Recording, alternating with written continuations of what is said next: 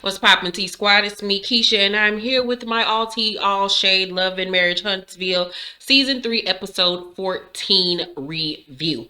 Okay, so on tonight's episode, we pick up exactly where we left off last week with Tisha in a therapy session with Dr. Francis.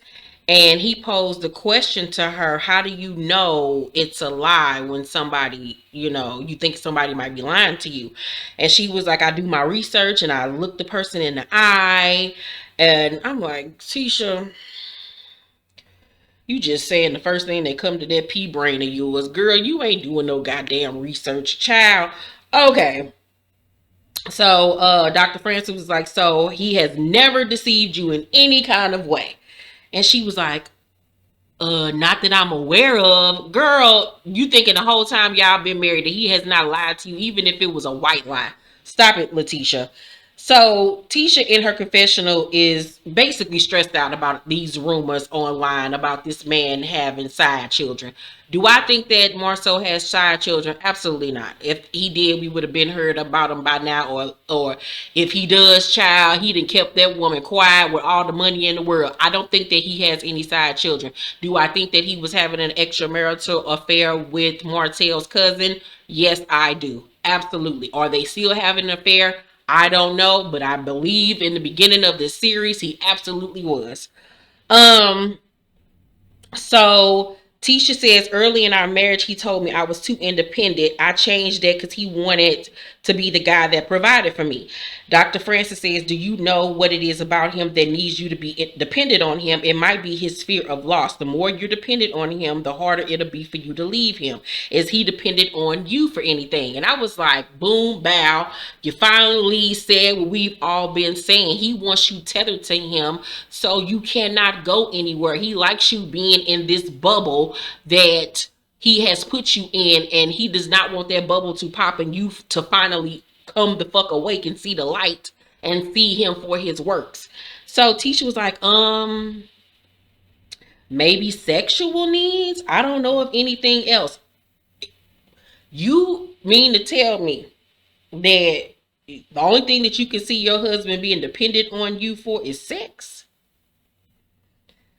That says a lot. That says a lot about the dynamics. Like, so baby, basically you are just there to spread your legs and open your mouth for him. Like what? Like that's it?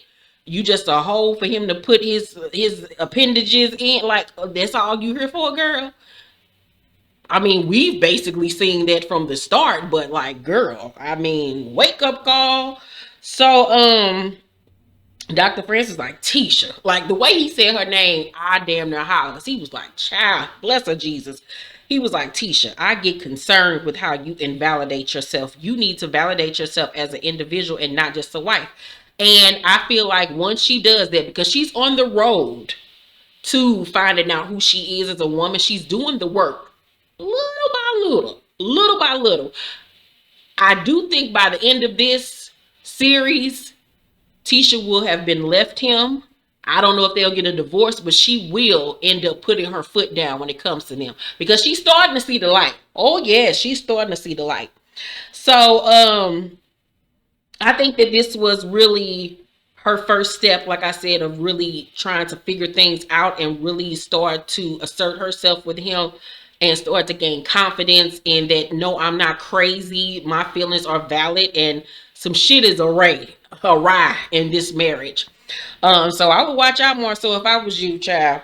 So Mel and the kids meet up with Martell at the park, and this nigga show up dressed like Gilligan's Island. Like, I know every time Mel see him, she just be like, I'm so happy I left this country ass nigga. Like, after you get out of this shit and the rose colored glasses come off and you start looking at that motherfucker like, I can't believe I was with you for all these years. I know she be looking at him like, Jesus help him. He's so goddamn country and in them goddamn sandals on, like, ugh. So the girls though, the girls' hair was so cute and those little 2-strand twists. I love their hair like that. I want them to keep their hair like that. They look so stinking cute. I love that damn Malia and that baby. The baby and Malia are my favorites. So they do family meeting cards that the parenting coach gave them, which I felt was a really good exercise so they can see where the kids are right now with their thought process of handling the divorce. And oh, baby, did we find out a lot. So Mel was like, what's something you, Tank, that's Lip Martell, would like to see currently when it comes to all of us? And he was like, I want y'all to be back together and then I don't have to be crying sometimes. And oh my God, like y'all, my eyes watered up immediately because he just reminded me of Kyrie's when he was that little, like just being vulnerable and just saying, his feelings and not being, inhibited with, voicing how he feels. Because, the older boys get, the more they are taught to like keep their feelings inside, which I feel is the worst thing that you could ever do to a boy. That just broke my heart. And you saw the look on Mel's face, like as you saw like in her face, like this is what him cheating on me and this divorce has done to our kids.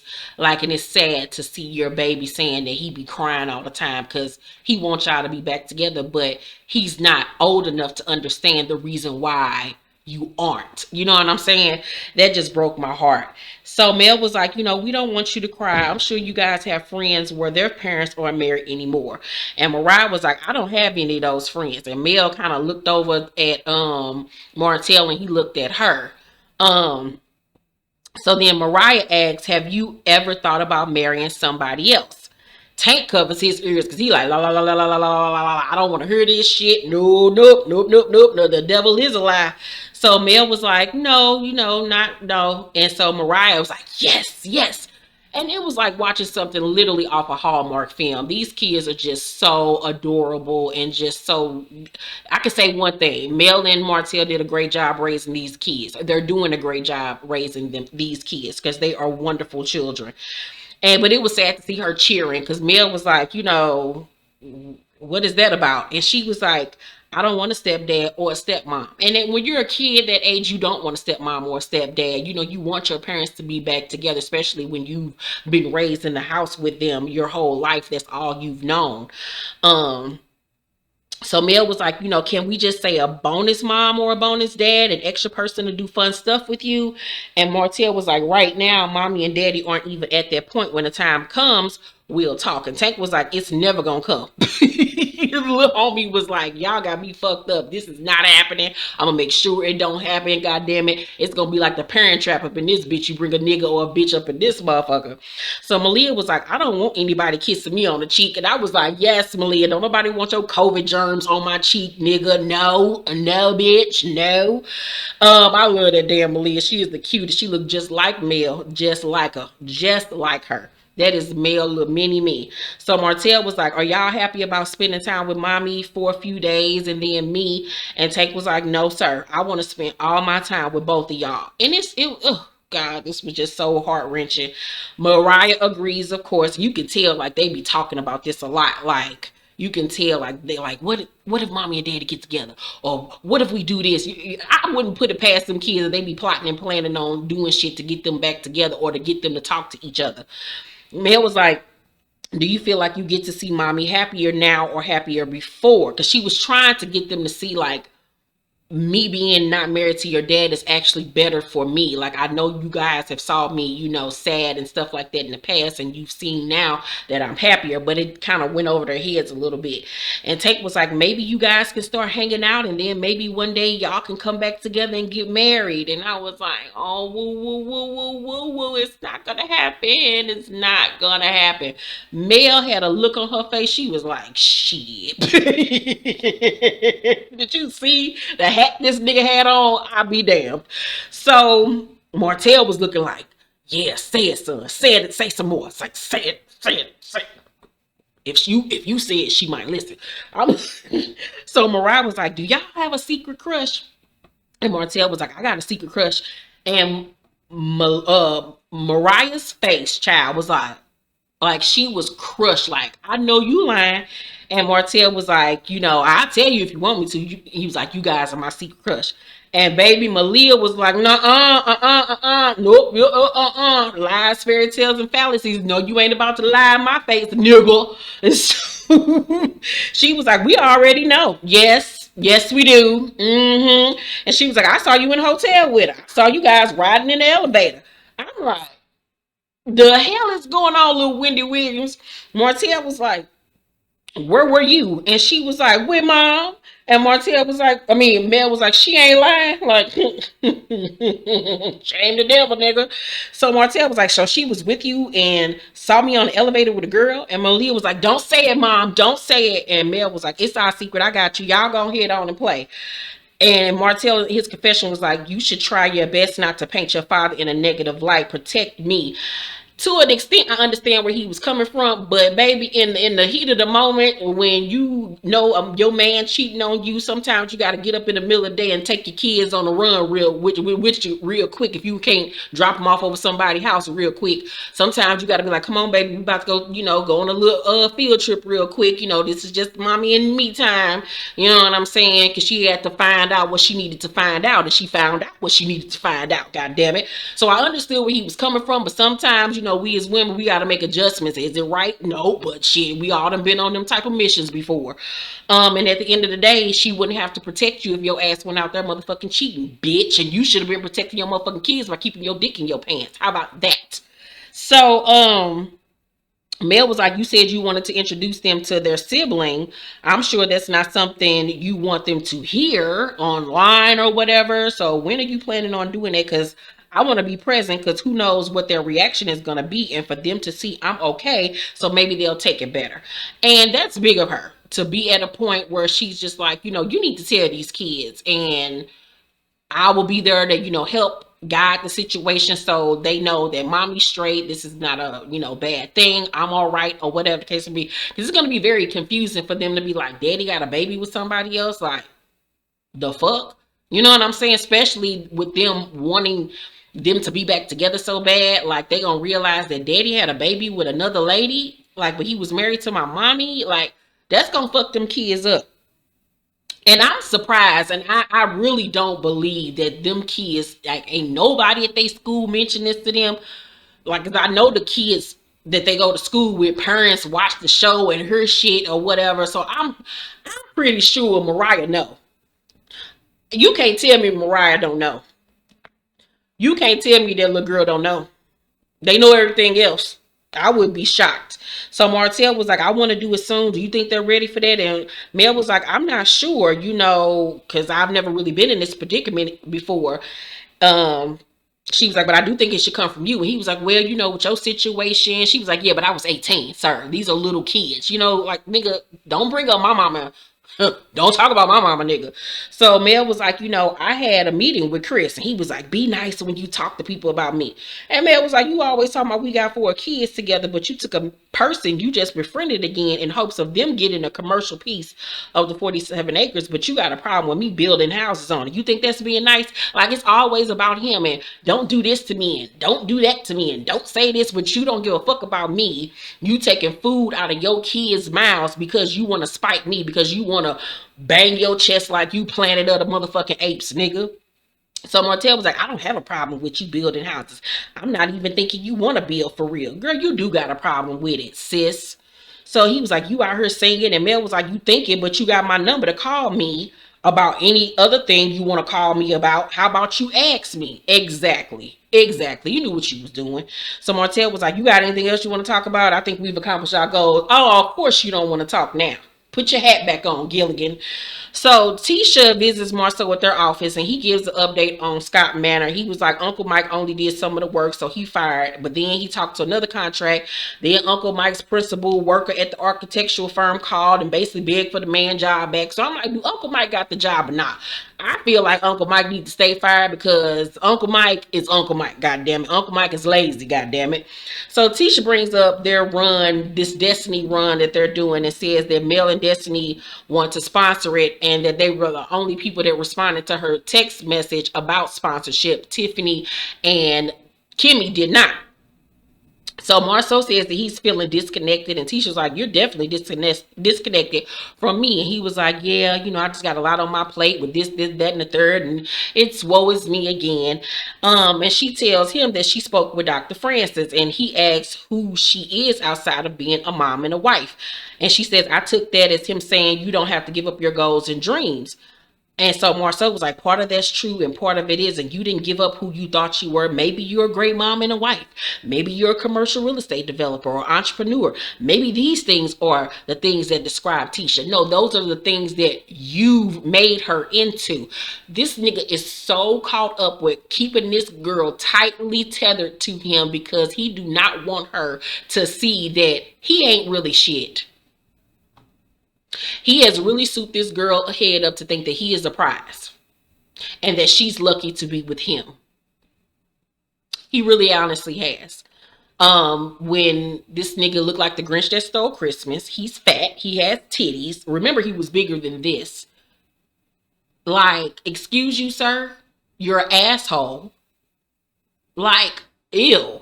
You like male. Let's keep it a buck. You are so highly attracted to male. It's not even funny. Like, he really is brainwashed her to create her into this Stepford wife, and he literally does not want her to get that switch on and realize, like, I'm a person, I'm a human being with my own thoughts and opinions, and I can do and say what I want to do. And he has gotten her where she has to ask him to do this, that, and the third.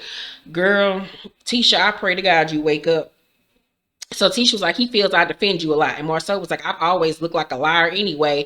And then he brings up the whole people saying he got a baby. He was like, let's see a baby. Let's see the proof. If I could have 2 kids from you, then I deserve my credit. I know I'm telling the truth. And she was like, yeah, if you did have 2 kids, you would be dead. But she was like, I trust you, babe. Putting on that little fake persona. Oh, I love you. I trust you or whatever. You don't trust that nigga. Because if you did trust him, your ass wouldn't be going to see Dr. Francis. Stop it, Letitia. So the group meet up at the baseball field to celebrate Tiffany and her 1-year wedding anniversary.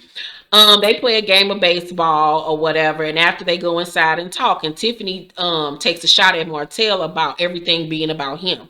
Maurice is like, it's her anniversary, dog, give her a break. I see Martell over there thinking of a comeback or whatever. So he was just sitting there chilling or whatever. It did look like, though, he was trying to think of some smart shit to say back, because that's just who that nigga is. So Mel was like, you know, our anniversary would have been July 19th. And I was like,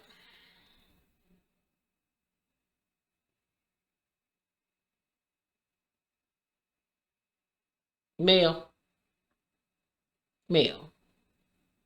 That man was being quiet. He hadn't started with you. You started this. You started this. I don't know if you started this for camera time to get the party jumping, but you started this one, and I'm really getting tired of it. Like, you started it. Like, that was not necessary. Girl, that y'all are draining. Like, just fuck already, because it's sexual tension all up in it. Just fuck that man. Have a good drive-by. Fuck him and leave it alone. Do something, child. So Martell was like, oh, I forgot about that. Bitch, you ain't forget about shit. You probably sit up there with a shrine in your house and I'm your whole Rengeko. Please bring Belle back to me. So Mel was like, my thing is I divorced. No, so Martell was like, my thing is I divorced her. And Daphne was like, so Martell was like, it's like Kanye. He told Kim I wanted a divorce and he allowed her to file to save face for her. I did the same thing to Mel. I told Mel I wanted a divorce. And Mel was like, oh, hell no. Run that back again, sir. I was like, but see, you getting all your feathers fluttered, flustered. I don't even know the word. But you started this. You started it. You got them going. Now let's rock and roll. So, Martell was like, it's fine. I'm not going to lie about anything. I told you I wanted a divorce and you took the kids down south. Mel says there were many times I said I wanted a divorce. There were a small few times where he said he wanted a divorce. Martell was like, you see your mouth? That's why I wanted a divorce. Tiffany was like, is this like, because I thought we were celebrating our anniversary. And then here come, hey. He was like, as men, we don't have to respond to everything. And I was like, preach. And Martell like, and neither do they. You know, you got to do all of this. And Martell and Mel continue to argue about whether or not she cheated. And then he bring up her being an actress and posting everything on social media. Then Destiny jump in and they tag team his ass like they the Uso brothers or some shit. And then Louis takes the guys outside because, you know, he like, I can't deal with this shit. Martell says when they're at the crib, it's nothing like this. Like they're peaceful and everything. But he gets like when they're around each other and they start reflecting, things get hectic. I was like, well, if that's the case, stop fucking reflecting shit. It's the past. Move the fuck on. You better treat that shit like it's Barbara Streisand song. Memories in the corner of my mind. So Kimmy points out that them arguing is becoming like constant. And basically, aka y'all getting on our motherfucking nerves with this shit, ruining every goddamn event. So Mel was like, my triggers with him are when he makes up things.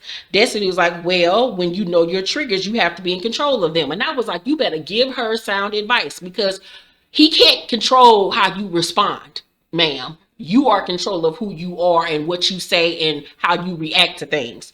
So Marceau and Tisha return and they instantly see that some shit was going down. So Marceau goes outside with the guys. Tisha sits down with the ladies and she was like, I did text all of you ladies about the Destiny race, but I only heard back from Mel and Destiny. Then I got thrown for a curveball, child. Kimmy ups and says, I volunteered on your site. Do you not remember that? Tisha says, you didn't reply back to my text though. Tisha was like, no, Kimmy was like, I didn't like that you put me in a text with them. And I was like, whoa, where'd that come from? Like, I was not expecting that energy from Kimmy at all. So, Destiny's like, you don't like us? Because I would have been looking like, bitch, the fuck? Kimmy was like, it's not that. You don't have to put me in a text with everybody else to support the race. She's never had to personally ask me to support something because I always do.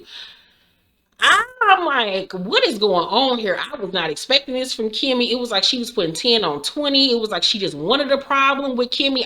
With Tisha, I was genuinely trying to find out what was like the force behind this. Like, where is this coming from? Okay, so you're saying that in the past,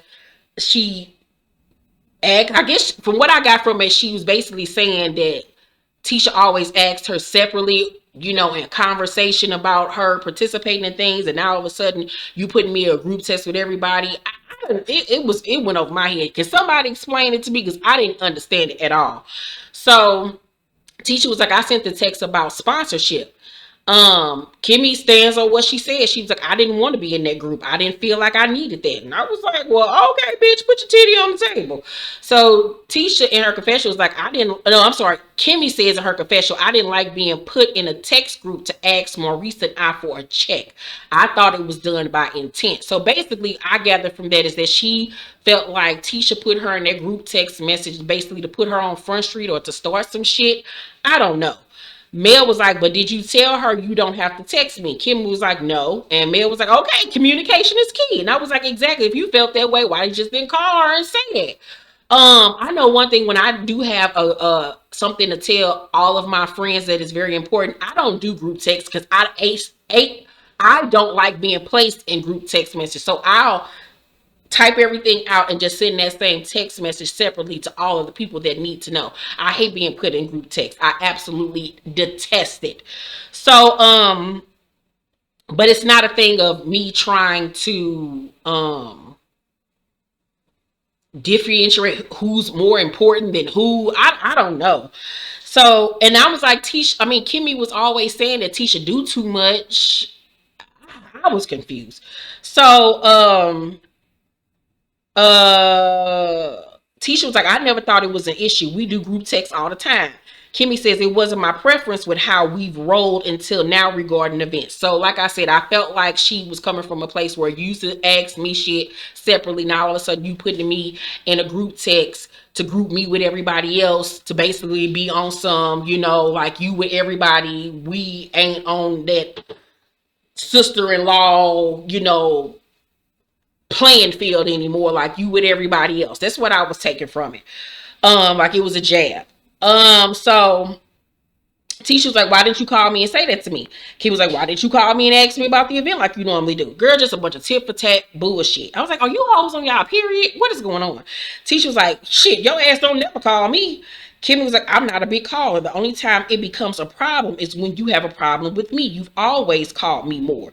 Tisha was like, no, it's because I noticed that you never called me. So I'm like, let me back up a little bit. Kimmy was like, I'm not arguing that point. It's been that way. It's not very me. And that's understandable if you're not a big phone person, but it does become tiresome when I'm the one always reaching out, because it seems like you're not putting in the same type of energy that I am into this relationship. So Kimmy, you can't have it both ways.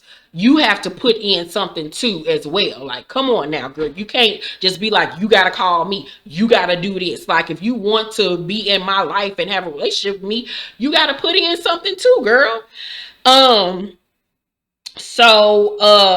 at this point, like, you know, when me and Sheridan did our friendship evaluation, you have to evaluate friendships and say to your friends sometimes, hey, I don't like this, I want to change this, I need this from you. Because just like in a relationship, in a sexual or intimate relationship, you say that you need things from a person, it's the same thing with a friendship. You have to voice what you need and what you don't need from that person.